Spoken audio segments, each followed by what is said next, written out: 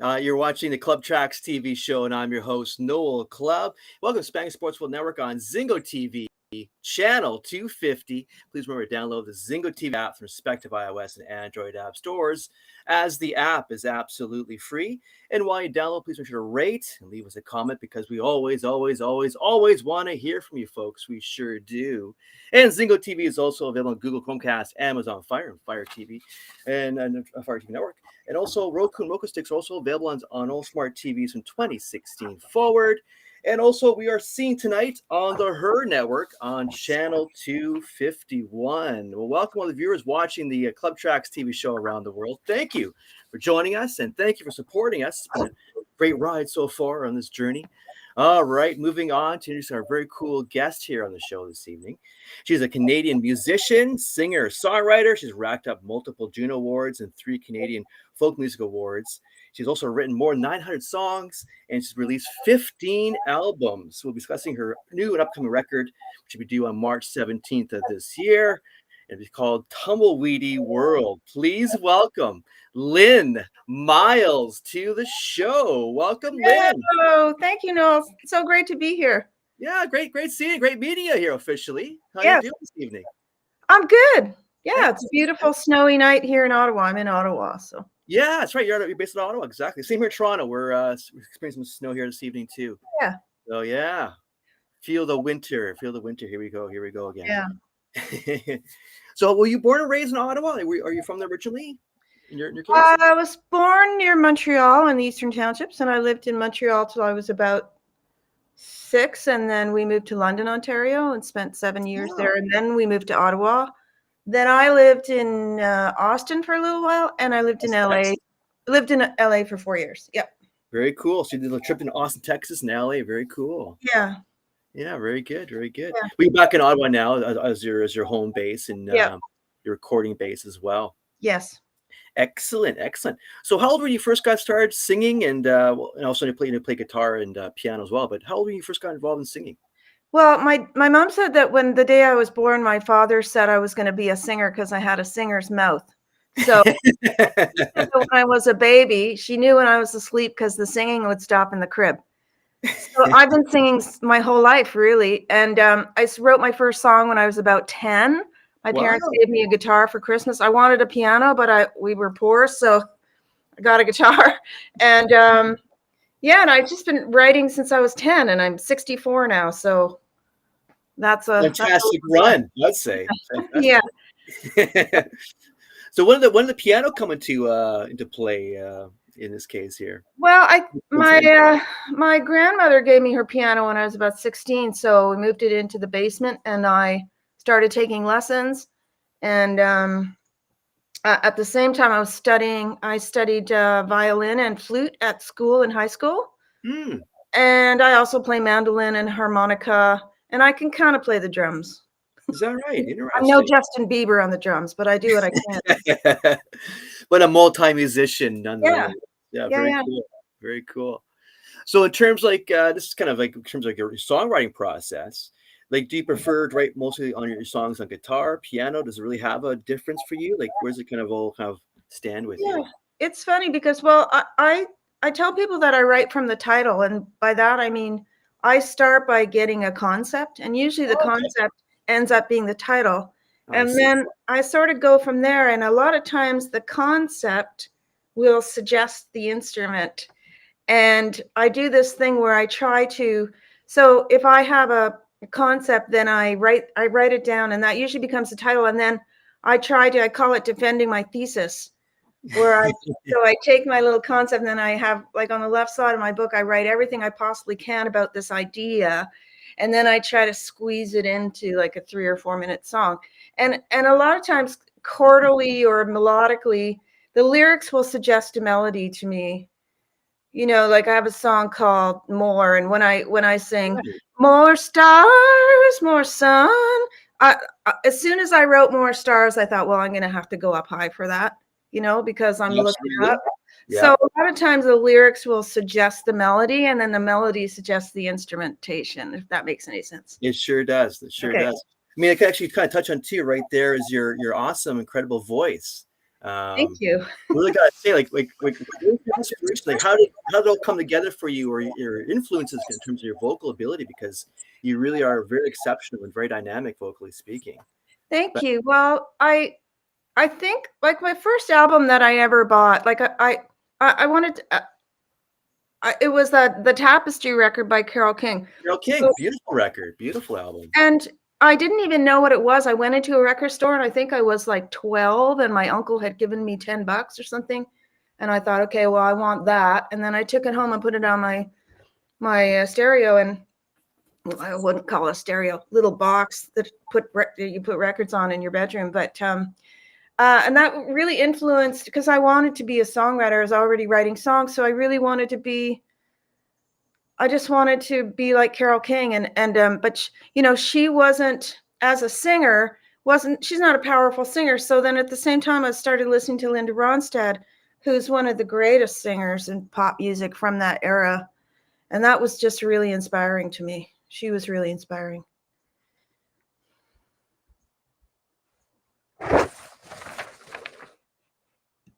Hi.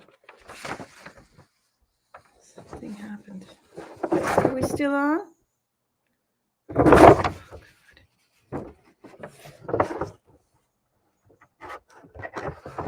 Sorry, I can't hear you if you're there.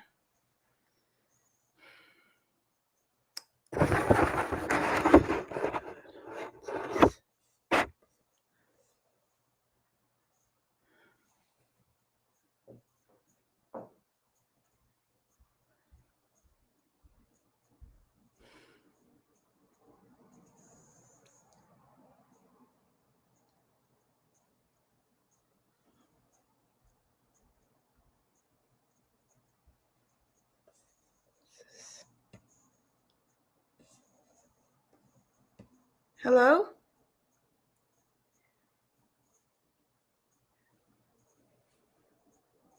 My network?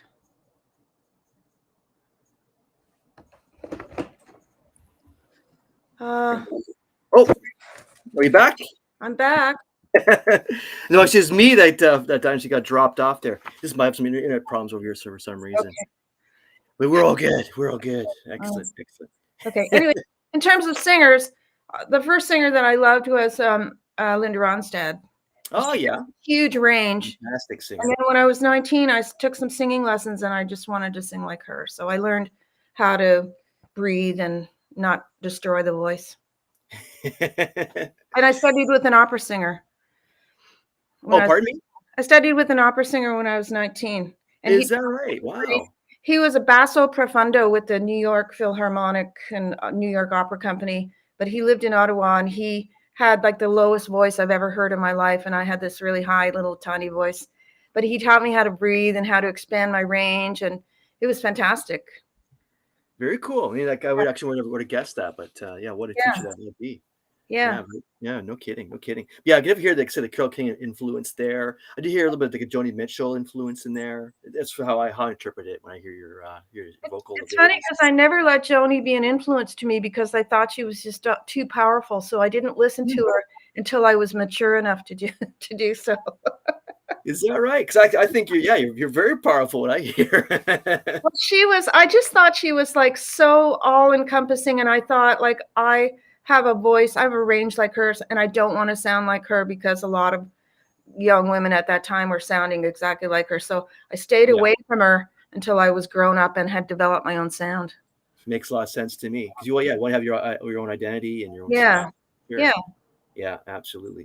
But I do hear, I said, a little bit of influence there, but there's a real credit to you and your abilities because I mean that's a great voice you got. She is the queen of us all. I mean, Prince loved Joni Mitchell. You know what I mean? Like she's all powerful. She's the queen. So of course we're going to be influenced by her. Absolutely. Just like the Beatles, same thing. Yeah, it's in our DNA now. It's too late. It's part of our DNA. Absolutely. Yeah. Yeah, absolutely is right. So getting back to your new record, which is due on March 17th, I'm going to ask you about kind of an obvious question, is really about the album cover. I see you have a butterfly as your image on the cover. What was the inspiration behind the album cover of Tumbleweedy World? You know, I didn't want to put a literal tumbleweed on the record. I thought it was understandable. I get that. I just thought like I don't want to do that, and And I was working with my artist, and we were sort of just looking at, we'd found this photograph that I love that's on the inside cover, and it's sort of like a silver plated old school look, like dead plants in silver.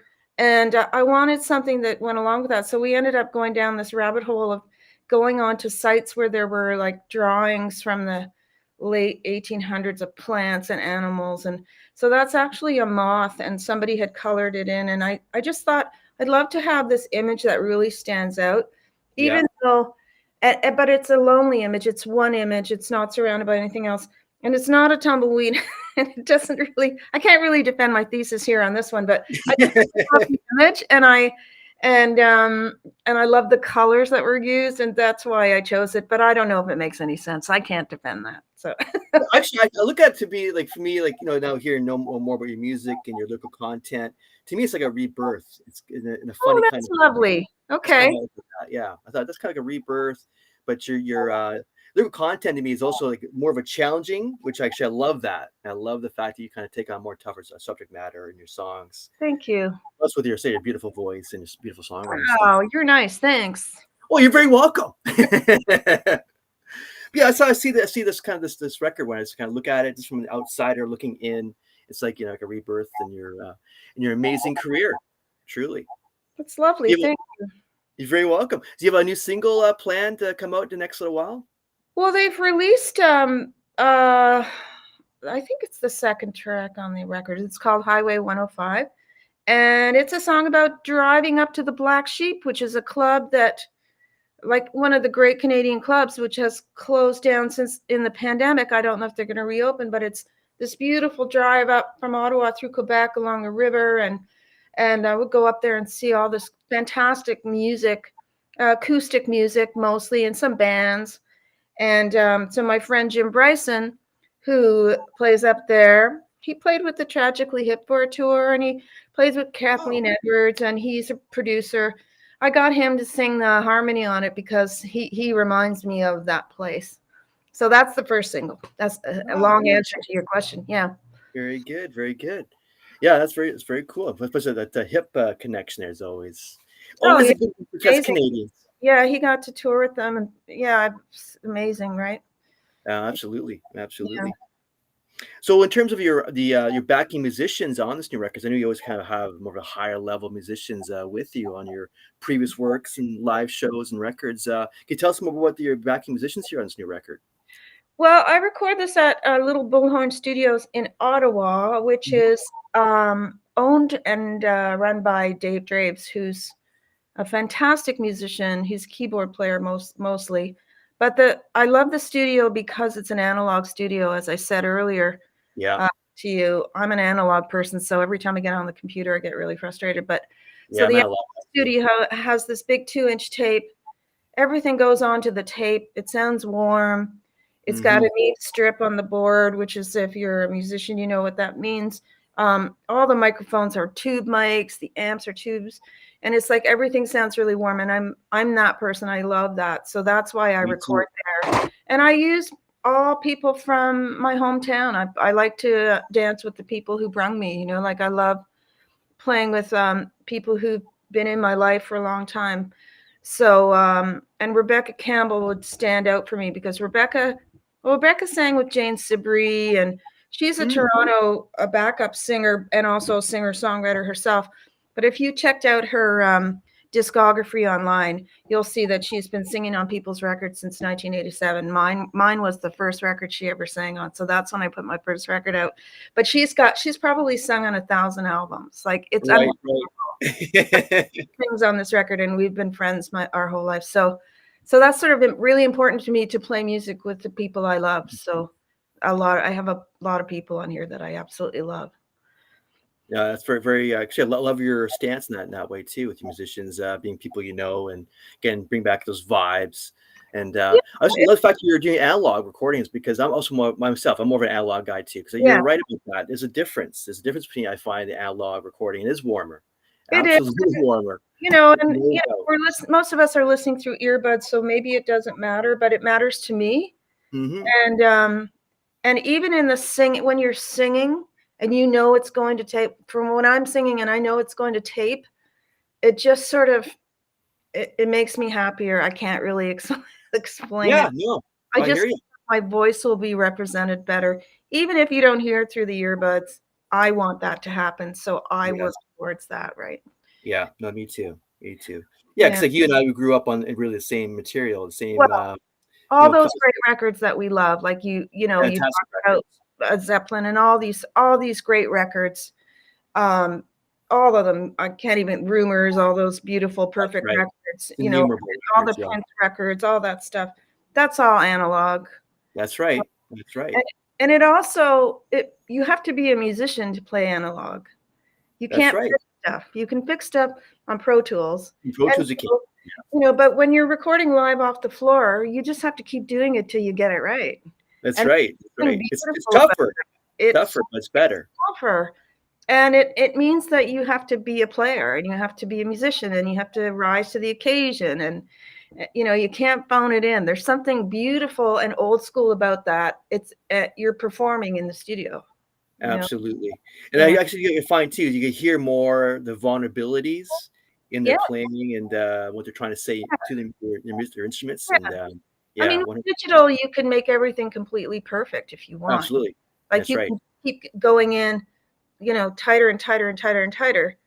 And to what end? If you listen to some of those beautiful old records, there's some stuff in there that it's not perfect, but it's fantastic. And also Absolutely. those singers sang in tune. Like, or you listen to Frank Sinatra singing with the LA Symphony Orchestra, Count Basie Orchestra, and it's all live off the floor. He doesn't have anything. His pitch is perfect. You know what I Yeah. mean? Like, that's Yeah, I amazing do. to me, right? That's That's amazing. right. Yeah, Totally. And sometimes too, like you're saying too, those imperfections kind of adds a little bit more to the song absolutely. itself, track itself. So I think so. I yeah, think, yeah, I more think so. personality. Yeah. Yeah. Yeah, yeah, yeah. Right on. Totally agree with you. Totally agree with you. I just want to go back a couple years ago. I seen actually heard a song you released. I believe it was like 2 years ago. We'll Look for Stars, which I thought again another beautiful piece of music and Cute. great lyrical content. Can you tell us a little bit more about that song? What's the inspiration behind the story behind that song? I was thinking about, Memories. when you get to, it's funny because I was with some people last night and I'm 64 and I have friends who are a bit older and we all sort of are talking about, who's still with us and who's not well. And I just recently lost my mother. And when we go through these things, sometimes there's really nothing you can do except be there for Yeah, the person. You that's can't, right. you Yeah. can't change anything. You can't, you can tell them you love them. But the only thing you can do maybe sometimes is just try to be strong for them and hold their Yeah. hand and that's what that song is about. Gotcha. Gotcha. Yeah, Yeah, it's a beautiful piece of music, and yeah, I really enjoyed that. thank you. Especially lyrical content and on your vocals again, just truly amazing. I have to say. Well, that was the first take. I sat at the piano, I played and sang at the same time, and that was the first take. And I listened to it and I went, yeah. And there's a couple things on there that if I wanted it to be perfect, I would absolutely change. But I Yeah. loved the performance of it. And I thought, okay, I think I've captured the performance of this. And that's how I like to record. I don't like to spend like 6 hours on one song. I like to get in there, record it with the energy, the initial energy of Yeah. it. Keep that. I Yeah. don't do a lot of takes with stuff. I do two. What was your average take you did for you? Like, is it 1, 2 takes in your case, like on Usually average? my first take is the best take. So I'll do Right. 2 or 3. I'll do 2 or 3. And then and I'm pretty honest with myself and I think, okay, can I do this any better? No. Because I tend to run out of sort of emotional energy really quickly. Like technically I can sing it, but emotionally am I going to be there the same way that I am on the first couple, There's Right. just something Yeah. about that. The Yeah, it's immediate. hard to just get that emotion again and again and again. Yeah. Yeah. And Yeah. it feels like because also I do a lot of performing, I feel like I'm pretty ready to go. I'm used to just playing the song live once and trying to Hmm. make it as perfect as I can. And so that's what I'm used to in the studio. Gotcha. Gotcha. And because I know you're also a producer too. Is that correct? You also produce Yes. your own music. So Yep. what's that like to kind of change your perspective from being the artist of your own music and then become the producer of your own music? What is that like for you? Going to go through, Civil War, I imagine, at I've times. had, I've done records where I wasn't the producer, but I always had an opinion. It's my music. Yeah. And Joni Mitchell says, I don't want anybody interior decorating my music, which I love. Right? So, I sort of know what I want. When the song's written, I go, yeah, I kind of know what I want on this. I know what kind of groove I want. I know what kind of instrumentation. I sort of know that already. And so I I used to work with Ian Lefebvre, who's a great producer. And he would just push me a little bit and he'd say, okay, well, what if we tried this, something that I wouldn't come up with. That's what I like in a producer. So I'll go towards those kind of people. But I think I'm pretty, and with Dave Drapes, the person I was working with, we sort of co-produced. I just like to have another person in the room whose opinion is different than mine, who will challenge me a bit. So, and I have produced other people's records, which I love doing because I love being the boss. So well, it's a great seat to be in. Yeah, in so many ways. Yeah, so I love doing, and I love being in the studio. I just put a bed in the studio and live in one if I could, love it.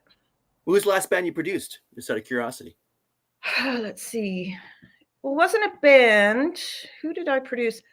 I produced the singer-songwriter Lynn Hanson and Catherine Wheatley. And I did a project many years ago. My first production project, when I was on the plane landing, I started having a panic attack because I thought, who the hell do I think I am? But anyway, I was flown up to the Yukon to do the Yukon Women in Music project. I was in the Yukon for 7 weeks producing all these women in the Yukon, and each artist was completely different. So I really cut my teeth on producing all different kinds of music for my first time producing other people. Very cool. Yeah, very cool. It was really scary, but it was a great learning. Yeah, it would be. Great learning experience. Yeah. Absolutely.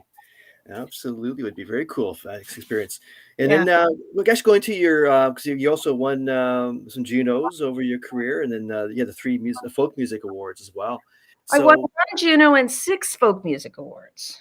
What was that? Well, yeah, so it was 1, right? So it's 1 Juno, and then 6 Canadian folk music awards. Yeah. What album was that you won it for, or the single you won it for the Juno? I won for the Juno for Unravel, and then my next record was nominated, and then the one after was nominated, and then the folk music awards were all over the place for several records because I'm about to release my 16th, right? So yeah, that's right, 16 records. So I can't even tell you which ones. Just lose track after a while. Yeah, I get it. Yeah, so many awards, so many records. That's right. But a great career you got going. Oh my God, it's fantastic. No kidding. So in terms like your record label, you went with True North for quite some time. Is that correct? No, I was with them for Unravel. I was with them for 3 albums back in the 2010s. Like from 2002 to like maybe 2012 or something. And then I just stopped working with them for a while. I just wanted to do my own thing, and then I also had a record deal in Holland. I've always had this record deal in Holland, but then when streaming stuff came along and internet stuff and albums weren't selling, you couldn't get a different. Like at one point, I had a deal in Holland, a deal in Canada, and a deal in the States, and you used to be able to do that, and you could negotiate in each country or each territory. Gotcha. But because of streaming, you can only get 1 deal now. So. Gotcha. And my last record, We'll Look for Stars, came out on my Dutch label, CRS. And it actually was #1 on the Euro Americana charts for the month of August. Excellent. Anyway, but it didn't do anything in Canada because I didn't have a deal in Canada. And so everything happened in Europe, but the pandemic was going on, so I couldn't go over and tour my record. I had to cancel 3 times, for God's sakes. Anyway, so nothing happened here. So when I was doing this one, I thought, well, maybe I'll send it to True North and see if they would like to pick it up, because I haven't had anything happening in my own country for a while. And they picked it up, which is awesome. And they've been great. And, I'm happy to be with them again, for sure. But that means I can't be with my long time label in the Netherlands, which makes me sad, because I love it. Yeah, no kidding. Yeah, Yeah. because you're right. It's just so hard now because we're online and there's just so much competition in the online world. It's like how to get heard today, I find would be most of the tough challenge of it all. How to get heard today in this I huge have no idea. online world. It's so much white noise. I have no idea. Well, I think Bob Dylan said a couple years ago, "We don't need any more songs," and I actually kind of agree with I doing it, but I think, think we do. Bob, you're right. You're probably right. Like, but we still do it because it's a compulsion or something. Yeah, there's so much going on. I mean, I try not to worry about that stuff. I just Mhm. want the people who like what I do to be able to find me. That's what you know, Absolutely. I can get a new person every couple of days. That's awesome too. Yeah. Um, but I find the business stuff, as soon as I go anywhere near it, I get stressed out. So I try not to think about it. I try to just think, okay, I'm going to make this record. Whatever happens, happens. I'm just going to make it. I'm making it for myself, really, Yeah. Yeah. and Exactly. then you Yeah. throw it out into the world. And if there's people out there that like it and get joy from it, then that's awesome, right? Absolutely. Absolutely. So, Yeah. yeah, Speaks to other people, and then the folks can relate to what you're saying too, and connect with you that way. Yeah. yeah, Absolutely. yeah. Definitely. Definitely. No, very good stuff as always there. So, in terms of your journey as a musician, would be like someone like maybe give us an example of would be like a really good lesson you want to pass on to the viewers Oh, in yeah. terms of music industry, was in the past or in general or currently, even kind of in terms of advice, in terms of your advice of your journey being music, as in terms of today. Well, I've given some talks about mental health, and Yes, yeah, because speech. I think when you're a young artist, especially, if you don't get your mental health together, you're not going to be able to handle the Yeah, image all you this might have. pressure. And we've seen that with the 27 Club. We see it now. There are lots of young artists who are imploding. It's a terrible business. So if you have any kind of uh, mental health areas that you haven't figured out yet, or that you need to be diagnosed, or you need to, or you have addiction issues or anything like that, if you don't get those figured out early on, Hmm. they will drag you down. You'll miss opportunities. You'll have regrets. So that's my biggest advice. Yeah, I yeah. think it's the most No, important thing for anybody, really. Not oh, absolutely. You gotta know yourself. You gotta know right. yourself, especially in tough Yeah. times. But yeah, Yeah. especially because you also speak to a lot of the folks in the music community about the very same thing on mental health and dealing with those challenges in the industry. Do you do this quite regularly, like, in terms of your speaking on this matter? Well, I Is really it haven't done anything for 3 years because of 3 years now? Gotcha. um, but yeah, whenever I can, whenever I'm invited, I spoke at the International Folk Music Alliance a couple of years ago, and yeah, whenever I do like if I do, like, I did a thing in Ottawa for um, business startups and stuff like that. So I will always say that, because I don't think people talk about it enough in terms of Agreed. Agreed. when you're starting out. I think people are talking about it more. Like, even Shawn Mendes just decided he couldn't tour because he wasn't That's right. That's he right. was 'Cause, yeah, off with some trouble, and I thought, good for yeah, you. Like, I think it's good for musicians to learn that they can say no to things. You do yeah. not have to be the band on the Titanic. You know what I That's mean? right. You don't have to Yeah, go down with the ship. that's You right. have a right to exist and a right to be healthy.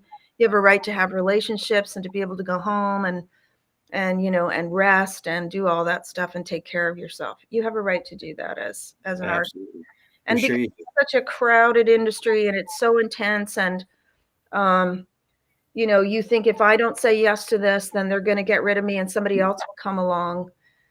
And that's a tough way to live. Like, Absolutely. yeah, No debate there. So a yeah. lot of people actually contact you individually, you find over your experience on these Yeah, very same questions? I And do receive emails, and I also, if I'm out at a conference or if I'm somewhere at a show, there'll always be somebody who comes up and we talk about depression or addiction, or there's always somebody. And I have a yeah, couple songs about it as well. So I think, and that's a great way to get to people who, music to me is always it's for joy, but it's also to allow people to feel things that they don't really know how to feel. And it puts something that's sad or dark or that's scary and into an acceptable, sort of beautiful form that can go in and reach a person. Yes. Yeah. You know, I think that's the most powerful thing about music is that you'll hear a song and you'll think, I felt that. Yeah. I've been through that. It Yeah. I'm hurts dealing you. with that. Yeah. And if there's an audience of people like that, we're connected on a cellular level almost, right? That's right. That's right. Yeah. Around the world on the same point. Yeah. Absolutely. There's a reason why people love, you know, why a hit song becomes a hit song sometimes because it's repetitious and horrible, but a lot of times it's because there's some little kernel in there that touches people that people need to hear and people need to feel, and they feel it together in a collective. And that's beautiful. That's very beautiful. And Yeah. that's good music right there. Exactly. Yeah. Yeah. Very cool. Very cool. And what do you do in terms of your case and for your voice? How do you look after your voice? Oh, you know what the Come number on, one please. exercise is for singers? The best thing that you can do, I'm going to do Mhm. this for you now, is to go Sure. like this if you can. Yeah. That's the best warm up you can do. Really? Is that right, eh? You know, I met people who cannot make their lips flap, but the flapping of the lips makes the vocal cords do that gently, and Kind of that vibrate a little bit. Yeah. makes them vibrate a bit, and it's moist, and it's like one of the best things you can do. I do it. I walk around doing it all the time. But I also, here's the thing too, like I feel if I'm singing every day, I pick up my guitar and playing some stuff, then my voice is good. Like I'm pretty good because I'm doing it all the time. But it's Yeah. like it's weightlifting, right? It's going to the gym. You have to go to the gym with your voice. You gotta Exactly. either like do some scales or just play the songs that you've written, but do it in a way where if you're having any pain when you're singing, or your throat gets really dried out after a song or something, then you're not doing it right. And you need to maybe go, there's some stuff online you can check out. There's lots of voice lessons online, or find a teacher to learn how to be kind to your voice. Cause that's the one thing I learned from not the one thing, but one of the best things I learned from the opera singer was how to not hurt your voice so Right. that Okay. you have your voice for your whole life. Yeah. Right. And the other thing is, if you're in a band and you're the singer, the guitar player will always be too freaking loud, and the drummer will always be You'd be allowed pounding on the ride cymbal, and you to. won't be able to hear yourself. The first thing you have to do in a band is insist that you hear yourself as a singer, because they can get a new guitar and a new set of drums. You cannot get new vocal cords. So if you're shouting every night, it's going to screw up your voice. Absolutely. Absolutely. And one other thing, if you're in a club and you're playing gigs, when you go off stage, don't go out in the audience and start talking to people, because it's going to be really, really loud. And that's the last thing you want to do with your voice, is start talking loudly, You're talking loudly. especially between sets. Mm-hmm. Yeah. You stay back, you don't talk, you let your voice rest a little bit, you're quiet, speak at a normal level. Because in clubs, the music's so loud and you're shouting. It's the worst Yeah. thing you can do. Yeah. So true. So true. Great Yeah. tips. Great tips from a veteran right here. Well, you know what? I'm going to touch wood here. I've never had any voice problems, and I've been touring, you know, since my 20s. So, and I'm 64. Yeah. So, Yeah. and It's worth it. I feel so fortunate, because I can't imagine not being able to sing. Like it's my, you know, it's Well, it's solace an for extension me. of who you are. Yeah, it's an It's extension who of I who you am, are. a solace. It's an emotional, physical release. That's my favorite thing. And so I can't imagine not being able to do it. So I'm strict with my voice. I'm definitely strict with my voice. Yeah, Yeah, for yeah. sure. Yeah, it Yeah. definitely was supposed to be being a singer too. It'd be very therapeutic for you as well. It's so good to sing. Well, people So used to many sing in ways. churches, right? And people used to sing in groups, and they'd go, and it's a healing thing to sing. It sends out this vibration, and there's just something uniting about it, and it feels good to sing. So even if somebody's told you, this is the other thing, if people have told you that you're not a good singer, just sing anyway. You know, Mm-hmm. Mm-hmm. Yeah, right on. good. It Exactly. feels good. Yeah, It's exactly. meditation, you know? It really is. Yeah, yeah. Yeah, Like you said, you're kind of releasing more of your, for lack of a better term, the vibrations, the vulnerabilities, more another aspect of who you are. So yeah, it's absolutely.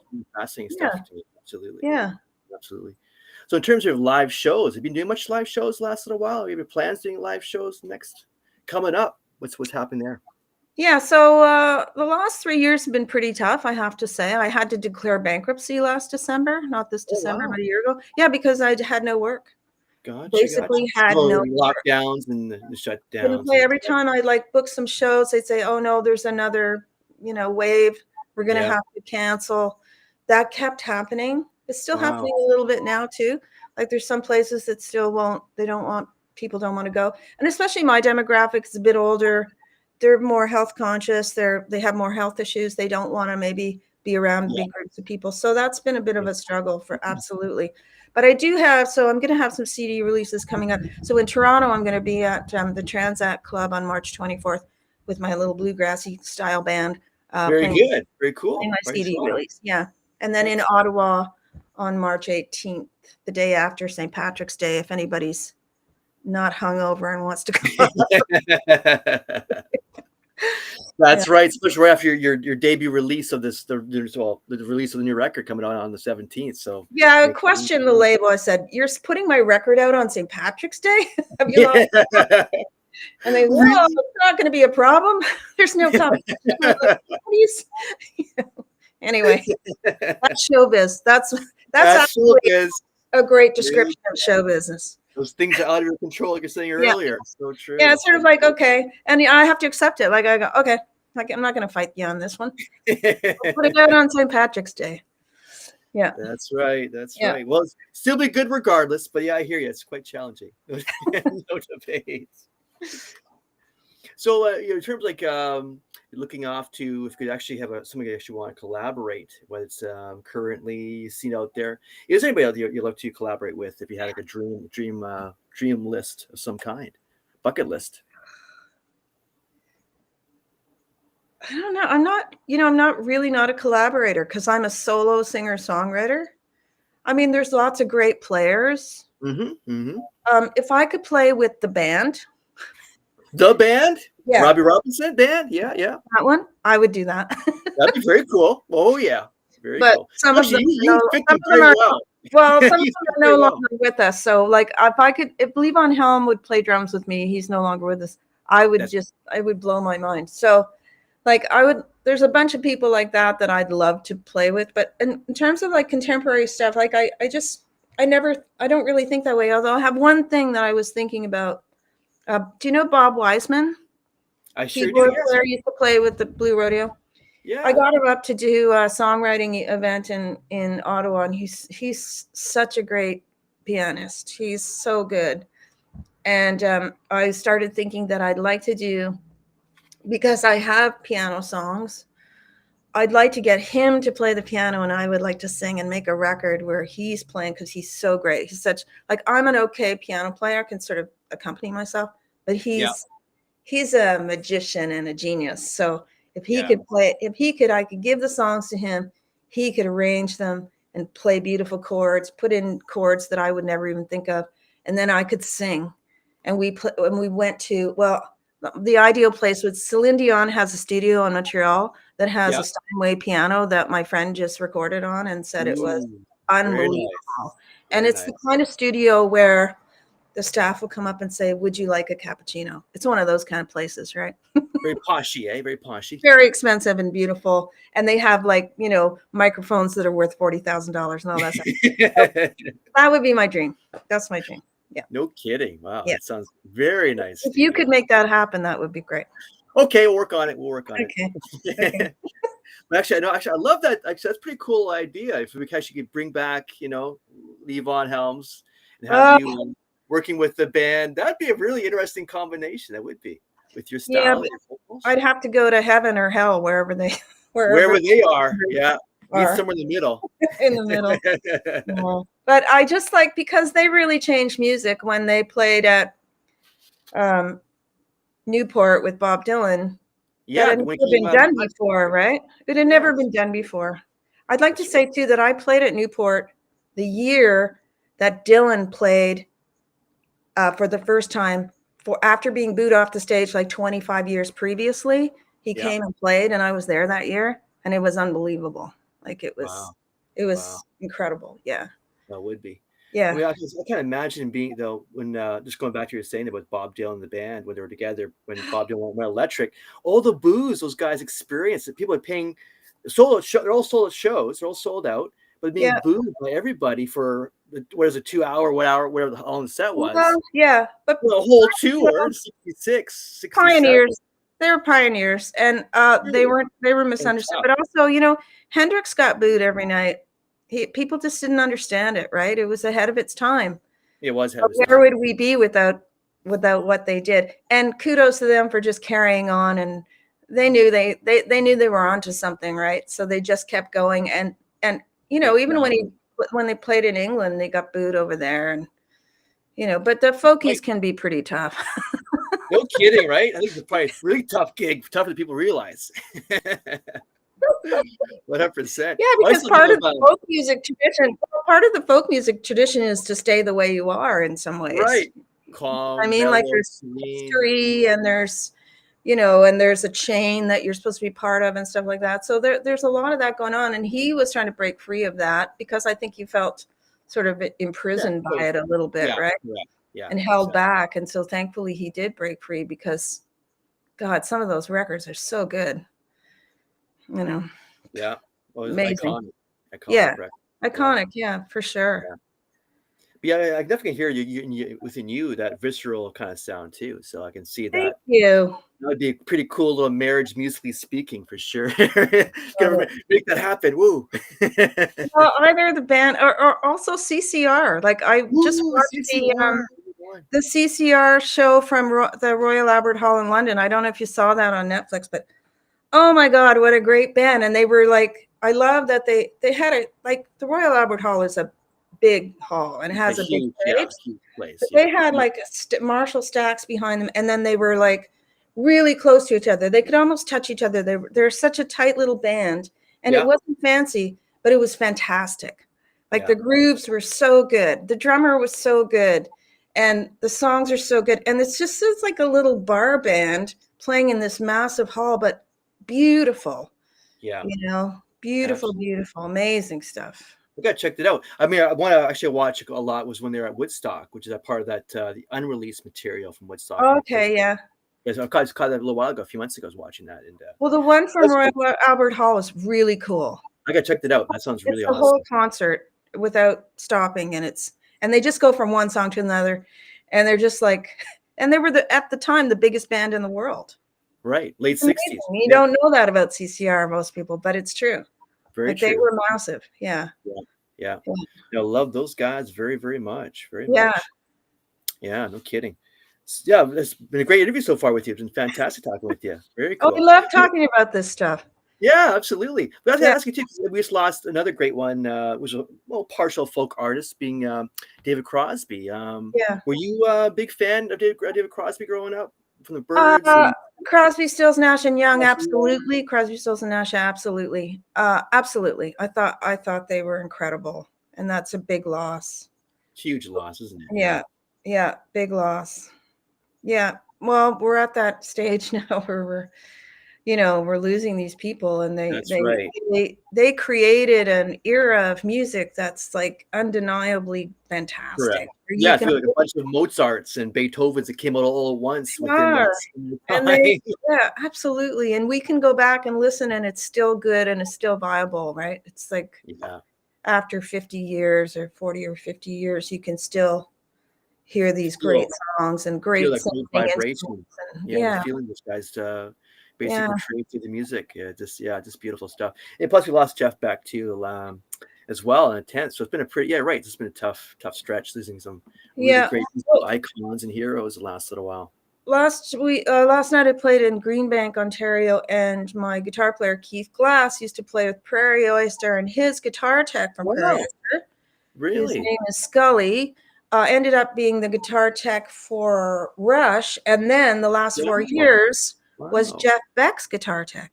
Incredible. So he was telling us these stories about how great Jeff Beck was and what a gentleman he was, and like he's definitely suffered a loss. Like he's lost his livelihood with this, but he lost a musical friend, and he just said he was just the most amazing human and guitar player. Yeah. And so you're right. He's so unique, and he had a style that's definitely of his own, and cannot be duplicated whatsoever. No. Really. Yeah, really good stuff here. And I was actually going to go back to before we run out of time because the clock's kind of ticking on me already. Going back to the new record, on part of the you had a little comment or actually a little verse in your lyrical Oh yeah. world about a lonesome girl in a tumbleweedy world. So, what's that really mean for you in terms of like your life experience? You're trying to say a lot there in that small verse. What does that actually mean to Well, you? when I was writing that song, I live on a busy street in Ottawa where there are buses and trucks and all that. And the first couple months of the pandemic, I would stand on my balcony and see nothing in either direction. And I kept thinking, well, tumbleweed's going to roll across Oh, here at okay. any moment. So that was Oh, part of yeah. that. I And see. but that song is more about, that's a story song. It's part of it is, well, all the stories on, even if you're writing about another person, you're still kind of writing a little bit about yourself. So Yep. at the time, it was like Your own muse. I hadn't, yeah, exactly. I hadn't seen anybody or gone anywhere, and it was like, oh God, it's like a desert out here. So I think that's where that came from. Now I get it. That makes sense because the same thing. Yeah. Yeah, around the world was like that in lockdown Yeah, world. you'd Yeah, see for pictures sure. of New York and it'd be like, holy cow, like that. Yeah, really. So Where weird. is everybody? And Yeah. it's funny, like I'm watching movies now and I'm thinking, oh, that was filmed during the pandemic because there's no traffic on the, like, you see pictures of New York, it's usually like bumper to bumper and there's like 3 cars and then, oh yeah, that was filmed during the pandemic, right? You can tell. Absolutely, absolutely. Well, before we go, do you have any dream projects? I know you say you were a solo artist, but is there a dream project in your bucket list you like to pursue sometime Well, before it's? the dream one is the Bob Weissman one and also playing with CCR, all that stuff. But That like, was it. I haven't really been writing a lot, so I guess my dream project would maybe to start writing a bit more and see where it takes me. But I'm also good, as I say, it's sort of like I'm good to never do another record, or I'm good to do another one. I'll let the songs decide for me. Yep. That's how I do these things. I just let the songs decide. If I feel like I have a group of songs that belong together and want to be set free, then that's what I do. So that's my dream project, to see if that happens, I guess. Yeah, very good, Yeah. very good. Excellent stuff you got there, right on. Very cool. Yeah, and so in terms like maybe I'm kind of fast forward in life because again the show's ending, so I want to kind of touch a couple of questions before Okay. we Yeah, wrap yeah. up. Was you're fast forward in life, how would you like to be remembered? Oh, I've thought about this. I would like to be remembered as somebody who was a good tipper. A good tipper, Yeah. okay. I think in these days where So hard to come by. so we need to tip wait staff and baristas and anybody else who makes a living partially by tips. We need to tip well if we can. Absolutely, because there's tough times we're into, you folks. Yeah, Really tough times. very Yeah, tough. I think we get a little tougher as time goes on too. Unfortunately, I I think it's think getting a little so. tougher. I think Yeah, so. Yeah. that's we need more of your music. That's we need more of your music to be coming out to keep us up and inspired, eh? Yes, I'll do my best. Please do, please do. I'll do my best. See what happens. See where my brain goes. Yeah. See how it goes next little while. See how you Yeah. feel. Yeah, Yeah. no, right on. Yeah. Well, very good. So before we go, so where can people get more information on you and also on your records and your songs online? Can you let us know? Okay. I have a website. It's lynnmiles.ca. Don't go to lynnmilesmusic.ca because when I went bankrupt, I lost my website and it is now a gambling site, which I don't make any money off of. So Wow. lynnmiles.ca. And then I have Facebook, Lynn Miles on Facebook. Excellent, And you excellent. can Well, go hey, to Lynn, True North Records. They also have. New York records. Yeah, exactly. Get that in there for sure. We got to plug it for sure, right? Definitely, definitely, Fantastic. definitely. Thank you. Excellent, excellent. Well, thanks, Lynn. It's been a real pleasure. Real pleasure Thanks, talking Noel. to you. Thanks for having me on. That was really fun. Great No, it's fun. questions. Well, Yeah. thank you. And if you ever get a chance to get back on the show again, we'd love to have you back on and hopefully get Mark back on the show, our co-host. I'd love to. Thank you. And Thank you. thank you. All right. And All our the folks, best. Be well. yeah, Bye. thank you very much. Because folks, check out Lynn Miles, her new song, new record, Tumbleweedy World. It's fantastic, folks. Check it out. And check out Zingy TV for all the news. Watch it, hear it, read it, download, live it, and love it, man. We'll see you guys real soon. Take care. All the best. And thank you, Lynn. Thank you, Thank folks. you. Yeah. Bye-bye.